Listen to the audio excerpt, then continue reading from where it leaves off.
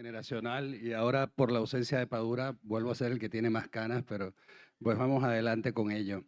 Qué simpático lo que ha pasado, ¿no? Bien pensado, es como todo, toda esta confusión termina generando un buen rollo.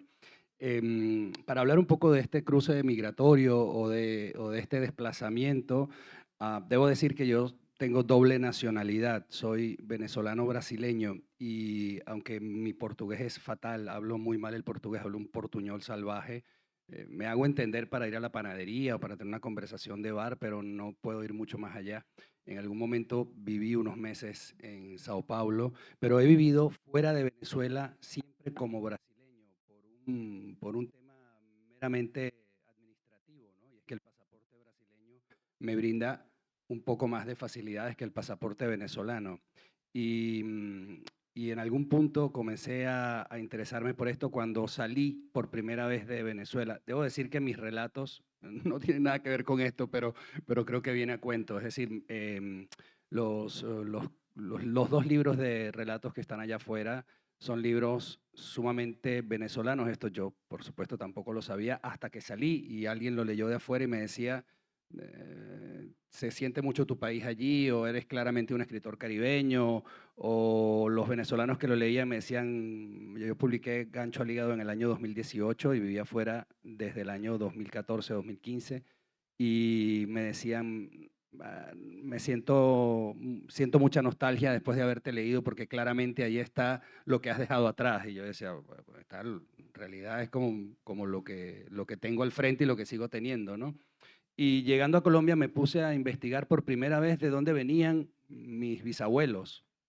Y hay una mezcla maravillosa. Tengo antepasados de Portugal, de Líbano, de Alemania, por supuesto de Brasil también.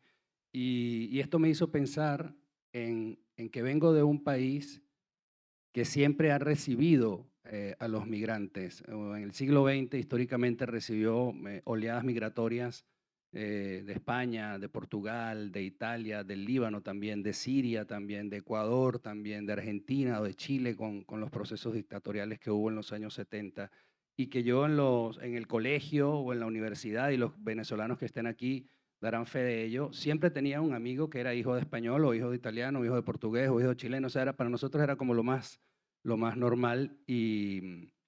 Y en Colombia no es así. Colombia, donde viví 5 años, y es un país al que quiero muchísimo, tanto a Colombia como a su gente, a los colombianos.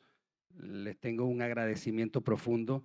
Colombia no, a pesar de ser el país que estaba al lado y que es el país que ahora recibe a los venezolanos, aunque no vamos a entrar en este terreno de migraciones por temas políticos, era un país que no estaba acostumbrado a las migraciones. Y allí comencé a escribir y comencé a establecer otro tipo de relación con mis personajes o con lo que estaba comenzando a escribir, que no vale la pena traer a cuento porque no se puede leer todavía.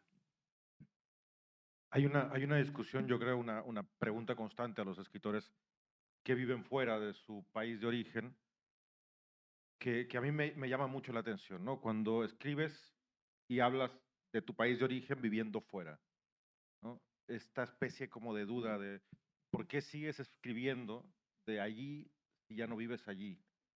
¿Cuándo vas a empezar a escribir del lugar en el que ahora estás o sobre el lugar en el que ahora estás? Y todas las implicaciones de juicio que vienen a raíz de esto, ¿no? El autor que se va a un país extranjero y escribe sobre ese país extranjero y entonces en su país de origen ya no es bien visto, ¿no? Porque es como, en México hay un término para, para esto que es malinchista, ¿no? Es un término muy jodido, ¿no? El malinchista es el que se ve seducido por lo extranjero, ¿no? Hace referencia evidentemente a la Malinche, aquella eh, traductora, vamos a dejarlo ahí para no complicarnos la existencia, ¿no? Em, pero a veces me parece que es más común que cuando uno está fuera termina escribiendo sobre el origen, ¿no? Ha sido así en sus casos. Yo creo que la distancia, tanto geográfica como temporal o sentimental, te da una perspectiva diferente para hablar de las cosas. A mí en lo personal me gusta tomar distancia siempre de lo que quiero escribir. Les pongo un ejemplo. En Bolivia hubo una revuelta popular en 2003, ya había 20 años. Y hasta ahorita no creo que haya una sola novela en Bolivia sobre ese tema. Y creo que no es una cuestión de irresponsabilidad histórica, sino porque creo que los autores son medianamente responsables y entienden que tienen que procesar el momento histórico. Yo desconfío mucho de las escrituras inmediatas, ¿saben? Y eso lo aplico también a la cuestión geográfica. Ahora, cuando tengo que hablar de Bolivia, lo hago pues porque he nacido ahí y porque creo que para poder hablar de un país o poder tener personajes, no sé, brasileños en mi caso, o qué sé yo, estadounidenses como autores bolivianos que viven en Estados Unidos, hay que haber como que sentido de otra forma el lugar, ¿no? Yo pienso que hay que pagar como un derecho de piso. Yo siento que tuve el derecho de piso de hablar del Brasil cuando me asaltaron, porque yo me acuerdo que yo llegué a Río, ¿no? La pasaba muy bien, es una ciudad muy hermosa, Río de Janeiro, con gente muy bella, todo eso. Y la pasaba muy bien, pero me sentía como un impostor y andaba como que con miedo por las calles. Hasta que un día estaba ahí por el Atejo Chiflamengo, que es como un parque súper lindo ahí, cerca del mar, y estaba con mi amigo, así, un brasileño, y nos asaltaron, ¿no? Luego, a las 2 semanas, nos roban en el bus de nuevo, y, y eso me hizo como que, que poner en perspectiva todo, porque en Bolivia, en La Paz, nunca me han apuntado con un arma en mis 34 años de vida, jamás, nunca he visto un arma, a lo mucho una navaja. Entonces, eh, no digo que el asalto configura un país, pero creo que esas experiencias ayudan a cambiar lo que uno piensa de su ciudad, ¿no? De su tierra natal. Y ahorita ya llegó nuestro querido Leonardo Padura, así que vamos a seguir con él, ¿no? Bueno, vamos a darle un aplauso a Leonardo que llegó. Miles de disculpas, miles de disculpas, fue una confusión mía, pero imagínense, hace 2 horas yo estaba en una camilla haciéndome un bloqueo de espalda con una... La miré, yo no la miré, Lucía, mi mujer sí la vio, con ese tamaño que me han metido por la espalda. Y de contra 20 minutos esperando el taxi me lleva donde no era. En fin, muchas gracias a todos ustedes por su presencia y por la paciencia. Gracias.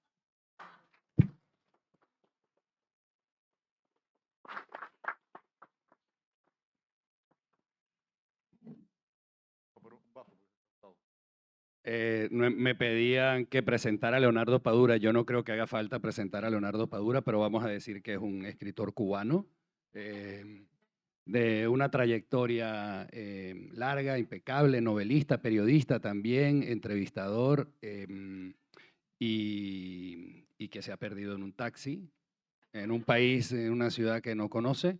Yo tenía varias preguntas, Leonardo. La idea era originalmente, y si lo sigue siendo, que entre Gabriel y yo entrevistemos a Leonardo, le hacemos preguntas y a partir de allí se establece un diálogo. Ayer nos vimos brevemente, Gabriel y yo, y cruzamos aquí algunas ideas. Van a sobrar muchas preguntas. Yo creo que saltemos a las más interesantes y dejemos las obvias para ver si da tiempo. Arranco yo, Gabriel, sí. Yo te voy a hacer la siguiente pregunta porque nos pedían que habláramos, Leonardo, de cruces generacionales, ¿no? Y en tu novela más reciente, Mario Conde, que es tu protagonista, tu gran protagonista de los muchos que has tenido, tiene 62 años. Y tú has dicho en una entrevista reciente que ustedes comenzaron juntos, Mario Conde y tú, cuando él, tu personaje, tenía 35. Entonces yo creo que a partir de ahí se puede establecer un cruce generacional interesante, ¿no? ¿Qué podría enseñarle o qué podría decirle el Mario Conde actual a aquel Mario Conde de los inicios que, bueno, que ha pasado casi 30 años y por supuesto no podía ver ni prever todo lo que ha corrido en La Habana, en Cuba y en el mundo? bueno, lo primero que tenemos que aclarar es que Mario Conde es un año más viejo que yo. Lo que pasa es que como él ha bebido tanto, ha fumado tanto, ha comido tan poco, parece más viejo, pero somos contemporáneos. Mira, cuando yo creo este personaje, es en el año 1990, escribo Pasado Perfecto, y no sé por qué lo puse que había nacido en el año 54 y no en el 55, es decir, ese año de diferencia con respecto a mí. Y bueno, era el personaje para una novela, Pasado Perfecto. Después que se publica esa novela y que yo doy a leer algunos ejemplares, bueno, me doy cuenta de que el personaje sigue vivo y tomo la aventurera decisión de escribir 3 novelas más, hacer una tetralogía, sin saber de qué iba a escribirla. Pero las escribí y todas las ubiqué en el año 1989. ¿Por qué el año 89? Por muchas razones. Primero, porque decidí que las 4 estaciones del año eran un buen momento para dar una mirada a ese momento. Después, porque ya cuando yo empiezo a escribir la segunda novela, finales del año 91, principios del 92, me doy cuenta de que el año 89 era un año que estaba cargado de significados históricos muy importantes. Es el momento en que cae el muro de Berlín, se producen en Cuba 2 causas judiciales contra miembros del Ministerio del Interior y de las Fuerzas Armadas por narcotráfico y no sé cuántas cosísimas más. Y hay 4 fusilados incluso. Al año siguiente empieza ya todo la decadencia de la Unión Soviética y con esa decadencia de la Unión Soviética empieza la crisis en Cuba. Año 91 desaparece la Unión Soviética. Ya desde el año 90 esa crisis empieza a sentirse en Cuba. Lo primero que dejó de llegar de la Unión Soviética fue papel. Fue la primera crisis que hubo en Cuba. Después llegaron todas las demás, no sé cuántas. Y por eso decido mantener el año 89, pero además por una cuestión de lógica. El problema es que cuando ya yo escribo la tercera, Máscaras, y la cuarta, Paisaje de Otoño, era casi imposible ubicar un argumento de una novela en la que el personaje de Conde se tuviera que mover por una Habana en la que la gente no se podía mover si no era en bicicleta. Si tenía que llamar por teléfono, los teléfonos no funcionaban. Si tenía que fumar cigarros, no había cigarrillos, ¿no? No había. Entonces, era una distopía lo que hubiera tenido que escribir. Y por eso la mantuve en el año 89. De ahí para acá, bueno, Mario Conde ha ido avanzando en el tiempo, paralelamente conmigo, Adiós Hemingway, La neblina del ayer, en fin, y hasta llegar en Personas decentes, 2016, 62 años. Es decir, que ahora Mario Conde, este próximo 9 de octubre, cumpliría 69. Y ya esto se me está poniendo viejo y eso va a ser un problema para resolver determinadas cosas. ¿Qué ha pasado? Han pasado tantas cosas en estos 30 años que es muy difícil. Me has hecho una pregunta que yo creo que ha pasado en el mundo ha pasado algo que es muy, muy, muy importante, y es que no solamente del siglo XX al siglo XXI cambiamos de siglo, es que hemos cambiado de era histórica. Vivíamos en la era analógica, postindustrial, y estamos viviendo en la era cibernética, digital, que ha cambiado muchísimos paradigmas, tantos paradigmas de la información, de la comunicación, de las relaciones entre las personas, de la política, de los negocios, de esto mismo, de la circulación, de la literatura, de la cultura, y eso es un fenómeno universal. Que en determinados países ese fenómeno se haya producido de una manera escalonada y un poco más lógica, y países como Cuba lo hayan hecho a tropezones, mal, tarde, no importa, el efecto creo que es el mismo.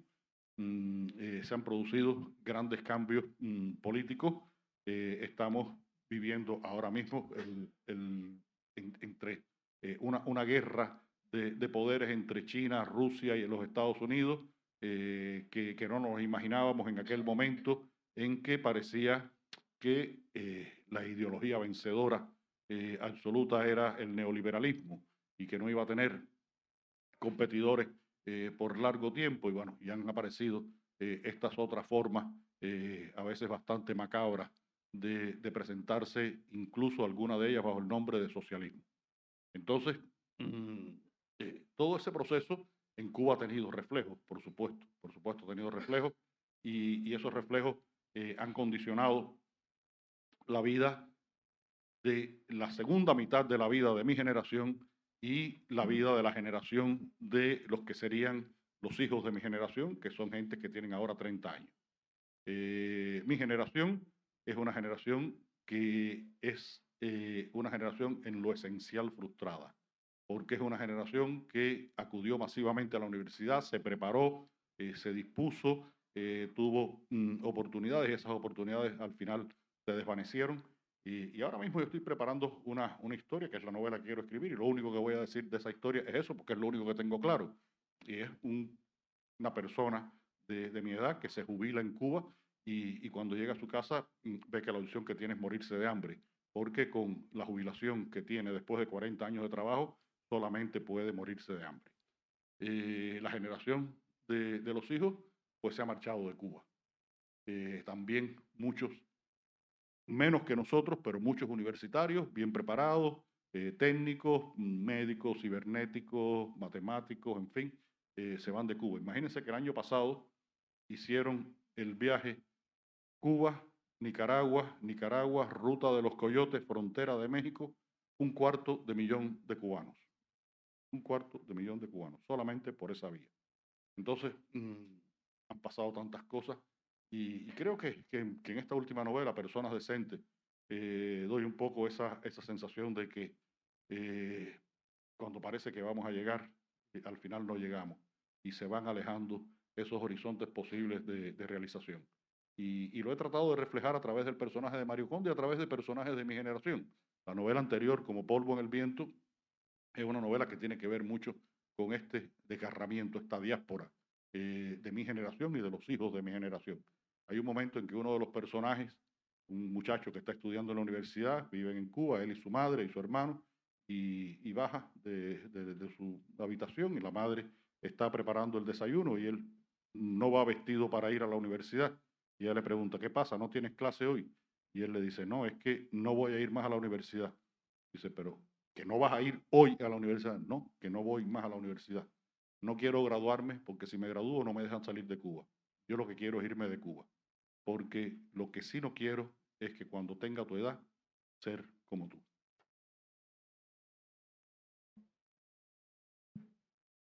Bueno, Leonardo, primero para mí es un gran honor estar aquí con vos. He leído bastantes de tus obras. Me acuerdo que un día te he visto en Río de Janeiro, el 2017. Ahí estabas hablando en la Biblioteca Nacional y para mí es una gran alegría que de aquel momento acá haya pasado tanto, pues sí, nos encontremos acá. Yo tengo una pregunta que va más o menos en consonancia a lo que hablas. A Mario Conde le gustan los libros, también se decepciona de ellos. Está el Joy, su compañero, compinche. Y como mencionabas, ellos se acompañan, ¿no? Mario Conde avanza en el tiempo, envejece, ¿no? Y con él los tiempos, los años, la época, Cuba, Latinoamérica. En ese sentido te quería preguntar, ¿cómo tú, a la par de Conde también, obviamente, te vinculas con estos cambios en el mundo del libro? Y no solamente me refiero a lo digital necesariamente, sino a otros fenómenos, ¿no? Como el acceso a los libros. Leía en este libro Personas Decentes, por ejemplo, cuando habla de los Rolling Stones, ¿no? Que las formas en las que mucha gente en Cuba, estrategias que tenían para llegar a la música. ¿Tú cómo ves eso, no? Ese acceso a la cultura, al consumo de la música, de la literatura. ¿Cómo lo comparas tanto en, no sé, hace 30 años como ahora? ¿Qué diferencias ves y qué particularidades tiene la cuestión cubana? Porque en cada país es diferente. Y bueno, creo que esta misma revolución digital que dije ha transformado por completo los canales de distribución de la cultura. Por ejemplo, esto cuando vemos, hablaba ahorita, tú mencionabas a Rolling Stone, cuando vemos a Mick Jagger, que ya está no en la tercera, está en la cuarta edad, sobre un escenario, están haciendo conciertos porque ya no venden discos. El mundo digital acabó con el mercado del disco y eso de alguna forma ha cambiado una relación importante entre el consumo y la creación de esos artistas. La gente ahora oye Spotify y no compra discos, en fin, que todo eso ha cambiado muchísimo y en el mundo del libro ocurre otro tanto porque funciona de una manera espectacular la piratería. Funciona que es una cosa que funciona mejor que Amazon.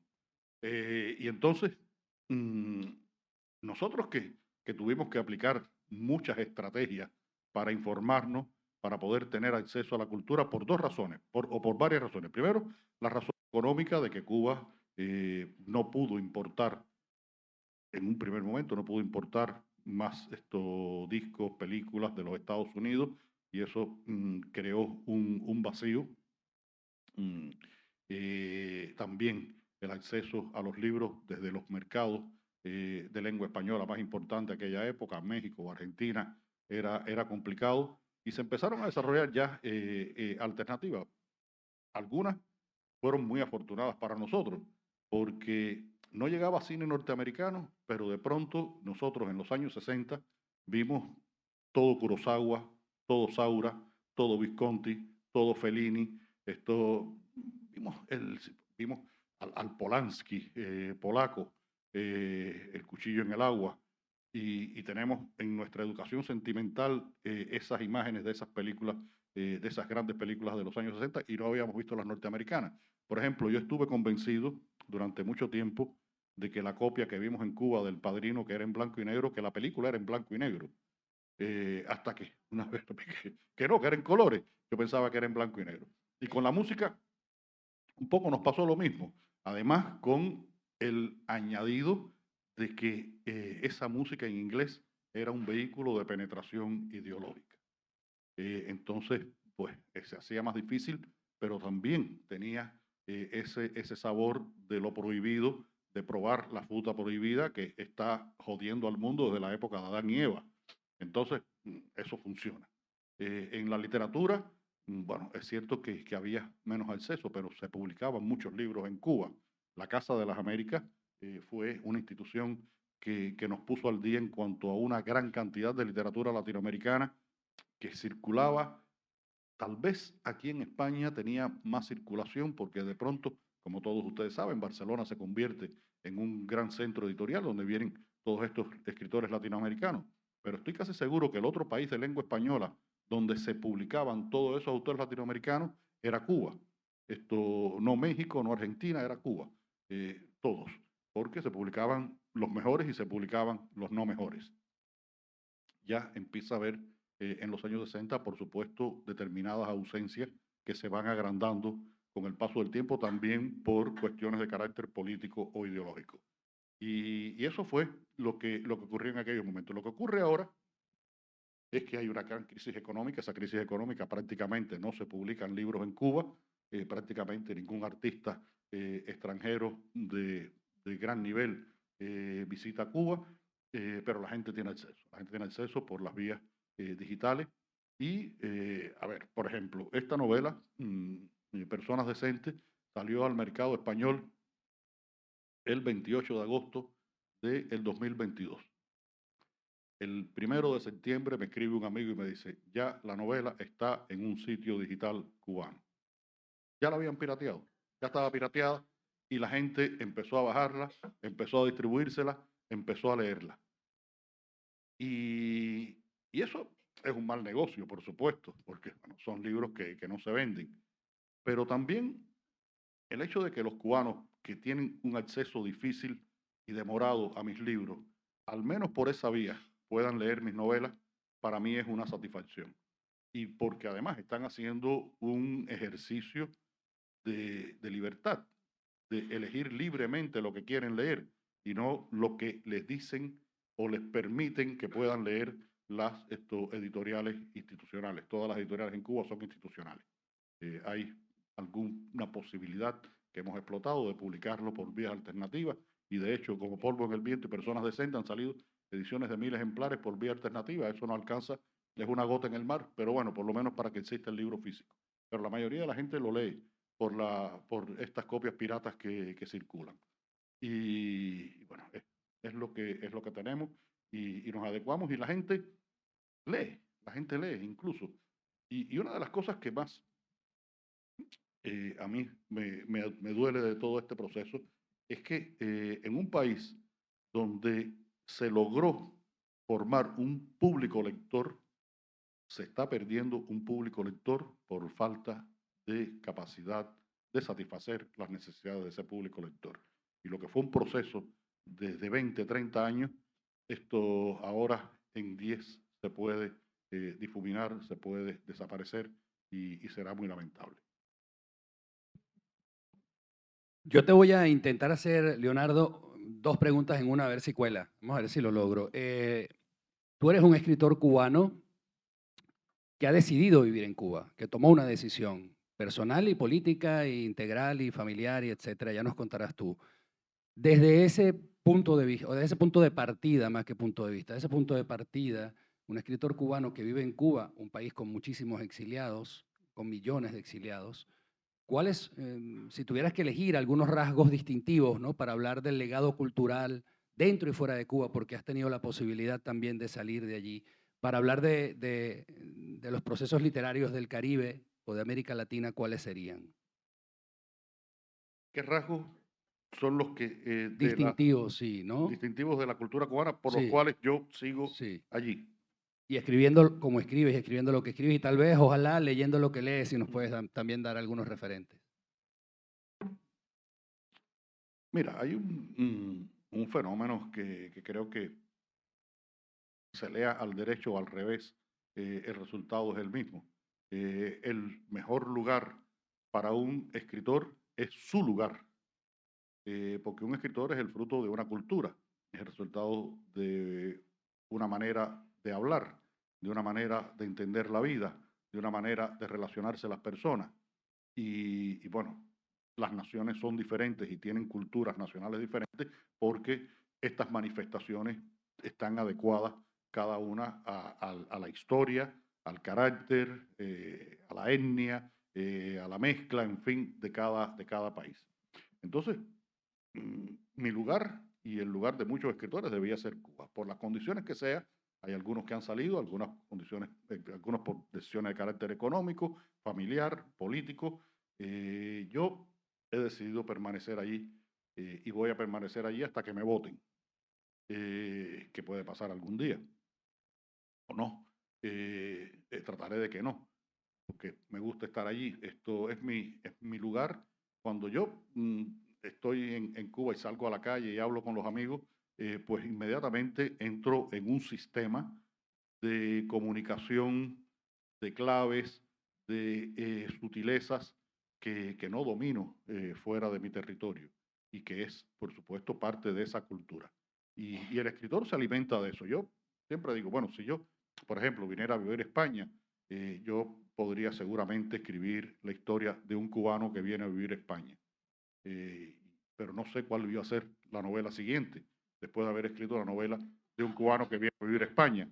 Y sin embargo, en Cuba yo tengo ahí un arsenal de historias que porque soy muy bruto, nada más que puedo trabajar en una, pero las historias están a montones. Entonces, esa pertenencia cultural, yo, no sé, los que hayan visto el discurso de recensión que hice del Premio Princesa de Asturias, yo decía que yo tengo tres patrias, porque José Martí, en un verso precioso, dice, dos patrias tengo yo, Cuba y la noche. Yo digo, a diferencia de Martí, yo tengo tres patrias, Cuba, mi lengua y mi trabajo. Porque sí, son las tres cosas que me sostienen. Mi trabajo lo hago en Cuba, lo hago en mi lengua y en ese territorio que es el territorio de mi esencia, de mi identidad. Hoy yo conversaba ahí en Casa de América y decía, eh, para que tengan idea de hasta qué punto hay determinadas costumbres y cualidades de los pueblos que pueden llegar a ser de carácter genético, de carácter genético. Y le explicaba a la persona porque ayer había una pelota de béisbol ahí en la Casa de América y alguien la cogió y le dije, ustedes saben que en Cuba a todos los españoles nosotros decimos gallego. Le dije, has cogido esa pelota como un gallego, se ve que no sabes coger una pelota de béisbol. Y le decía, mira, coges a un niño español o a un niño brasileño y le tiras una pelota de béisbol y la reacción es, no sabe cómo va a recibirla. Le tiras una pelota de fútbol, es así. Le tiras a un niño cubano una pelota de fútbol, le tiras una pelota de béisbol, es así. En segunda. Esto lo aprenden desde que nacen. Y eso es una seña de identidad tan profunda que renunciar a ella puede ser tremendamente doloroso. Sobre ese asunto de la escritura, yo quería preguntarte algo. Sé que has estado dando acá un taller, ¿no? Y también sé que aquí hay escritores publicados, como también gente que debe estar queriendo escribir. Esta es una pregunta súper recurrente en foros, en encuentros, pero creo que no es innecesaria. Y ahí me gustaría saber, o nos gustaría saber, cómo Leonardo Padura trabaja sus textos. No sé si podemos hablar de método, pero qué hermenéutica, qué proceso sigues y sobre todo, para vos, ¿cuál es el principal obstáculo? Porque sabemos que las palabras no llueven de por sí, sino hay un montón de retos y ahí me gustaría que nos contases, además de esa forma de trabajo en la escritura, ¿no? Que es un laburo diario, qué sé yo, ¿cuál es tu principal escollo? Porque como todo escritor, todo ser humano encontramos siempre algún problema a la hora de trabajar. Bueno, yo creo que el principal escollo que yo tengo es el mismo que tienen todos los escritores, que es el orden de las palabras. Cómo poner las palabras en el orden que quieran decir, que digan lo que uno quiere decir y lo digan del mejor modo. Ese es el gran desafío de la literatura. Los que logran ponerla de la mejor manera son los que mejor escriben. Pero de todas maneras, esta pregunta que tú me haces es peligrosa. ¿Dónde está Marta Nin? Marta, eso significa que voy a tener que venir el año que viene a dar el curso de cómo escribir una novela, pero para dar, porque son 20 escollos. Ayer los que, no sé si habrá alguno de mis estudiantes aquí, hay uno por allá, sí, hicimos dos. Una clase en la que yo le hago la pregunta, la propuesta falsa de decirles cómo se escribe una novela, porque lo que hacemos es un recorrido por 20 aspectos de los que uno tiene que tener en consideración si se intenta escribir una novela.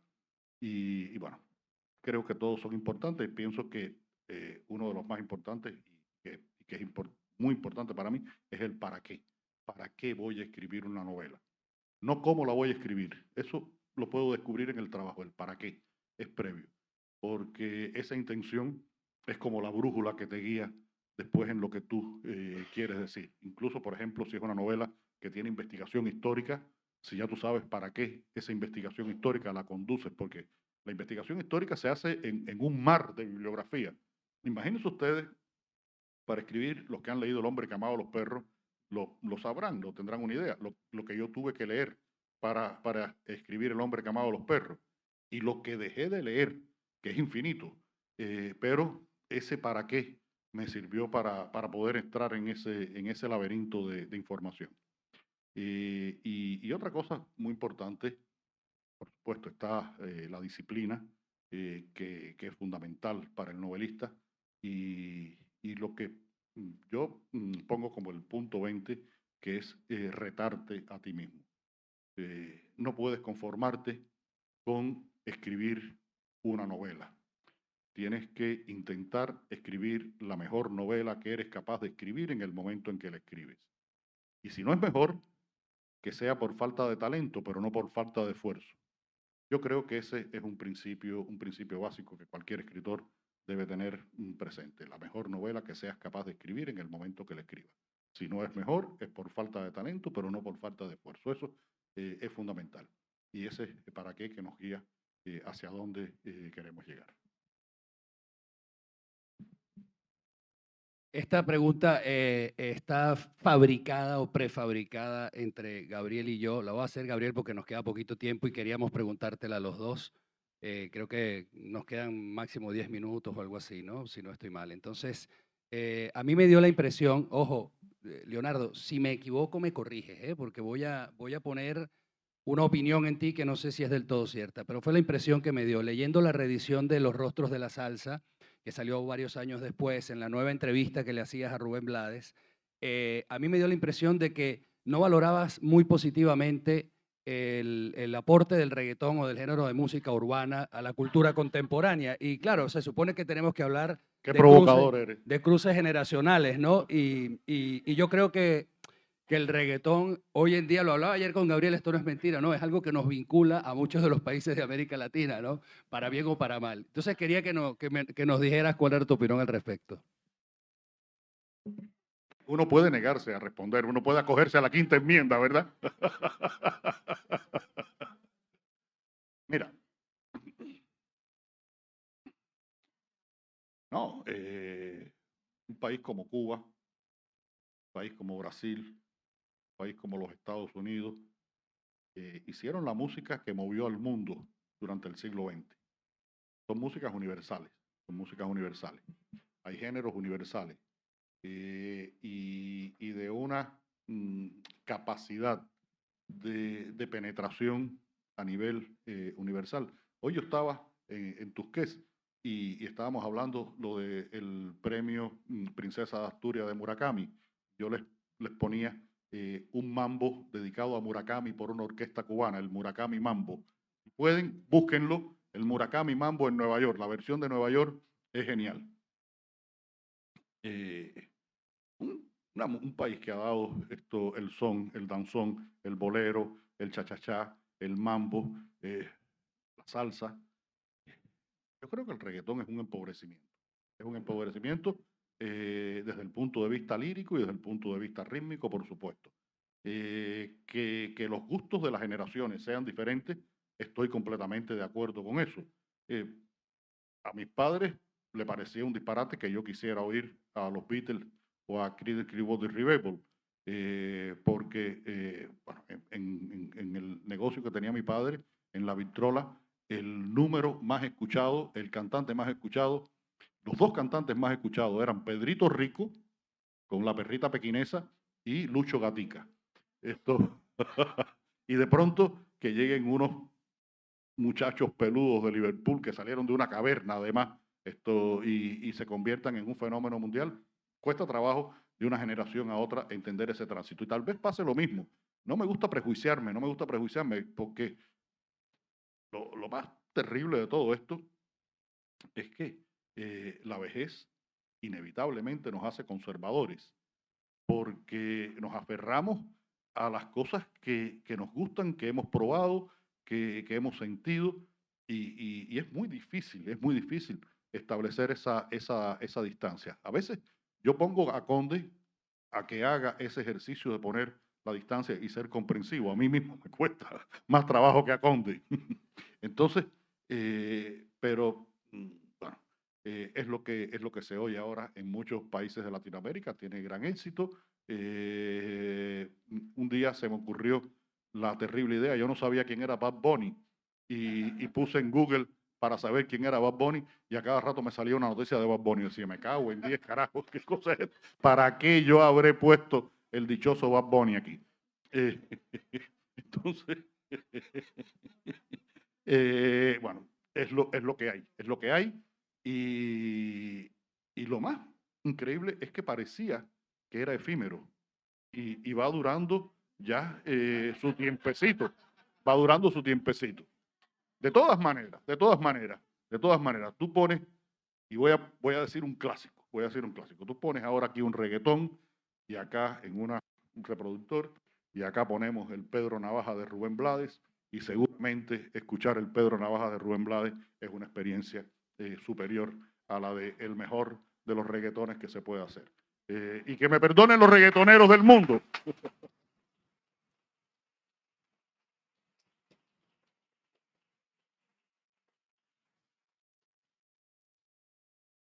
Bueno, yo no sé si estamos a tiempo Gabriel, te toca hacer una pregunta entonces. Si nos da tiempo. Bueno, ya que nos dijo que no le gusta el reggaetón, no le voy a preguntar más sobre eso. Tenía alguna pregunta sobre el estilo. Pero, Leonardo, mira, en este libro, Personas Decentes, hay un trecho que me llamó mucho la atención, que dice en la página 19, lo terrible es que ahora vienen los Rolling Stones. ¿Y sabes qué? Pues que a estas alturas ya no importa. Ahí da más o menos a pensar de que Conde llegó como en el momento incorrecto. Y es algo que, salvando las distancias, ¿no? Que también a mí me afecta mucho, porque yo me acuerdo que en Bolivia, cuando era changuito, no adolescente, a mí no me gustaba el reggaetón, ¿ya? Me gustaba así, el rock alternativo, esas vainas, ¿no? Y el reggaetón ya me llegó muy tarde, cuando ya tenía 29, 30, y decía, ¿ya para qué? Como que cosas que llegaban, que no me llegaron cuando debían haberme llegado.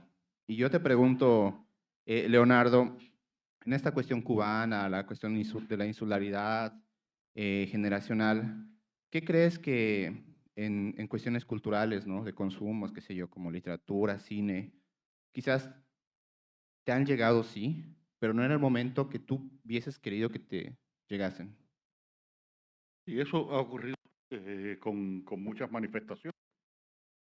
Estaba lo del cine que vimos, El Padrino, 2 años después de estrenada, en blanco y negro, y pensaba que era en blanco y negro. Mucha de esta música pop y rock nos llegaba de manera muy desorganizada, y hay determinados intérpretes y momentos de esa música de los que no tuvimos un pleno conocimiento. Y pasó incluso con la salsa, pasó incluso con la salsa. ¿Por qué? Porque la salsa, una serie de músicos cubanos, con el apoyo de las instituciones cubanas, hicieron la gran campaña de que la salsa era música cubana hecha de otra forma, y que era un robo del arsenal musical cubano. Y había parte de razón, pero había una parte de injusticia, porque realmente la salsa es un movimiento musical que es el primero que abarca todo el Caribe hispano, un Caribe que no es solamente insular, y es un Caribe que además tampoco es geográfico. El Caribe de la salsa tiene como ciudad más septentrional Nueva York y como ciudad más meridional Cali, Colombia. Es decir, nada que ver con un concepto ortodoxo geográfico cultural del Caribe. Y nos llegó tarde por ese motivo.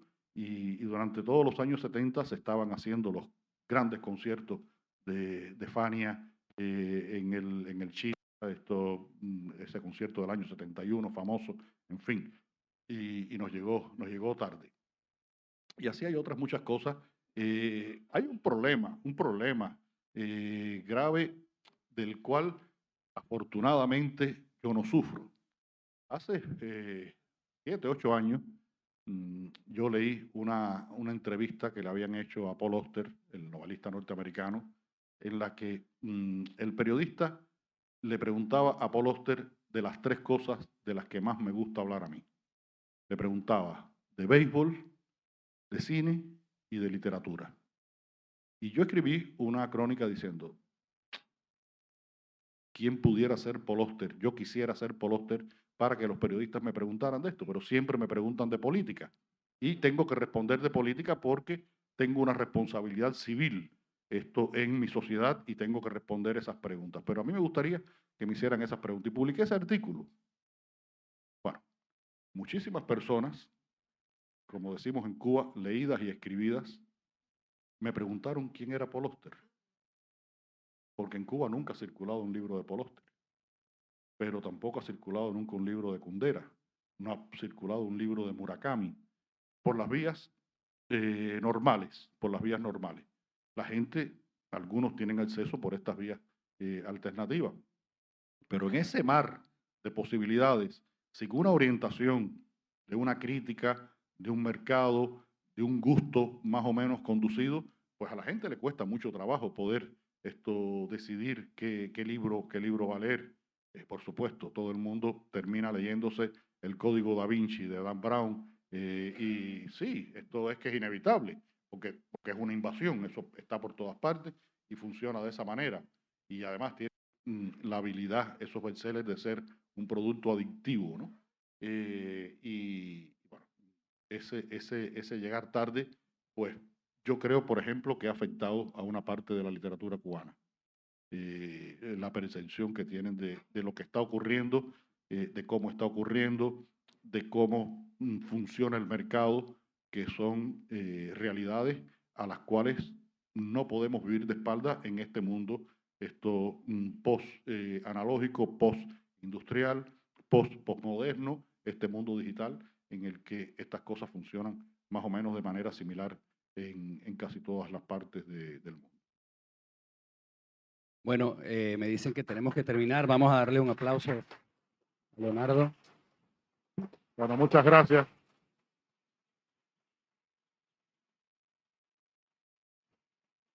No, en mi atropellada llegada, no hice algo que, bueno, por supuesto, quiero hacer ahora. Primero, agradecerles a mis colegas que estén conmigo aquí y que hayan aguantado el telón mientras yo no llegaba. Y sobre todo, agradecer a Casa de América, al Festival Kilómetro América, haberme dado la posibilidad de estar aquí en estos días y de estar esta tarde con ustedes. Muchas gracias a todos. Gracias.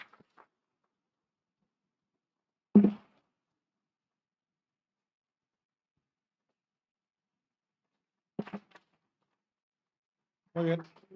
Antes de despedirnos, les recordamos que hoy, en un ratito, tenemos el chucuchucu, como dijo ayer Cristina, es decir, la fiesta del kilómetro.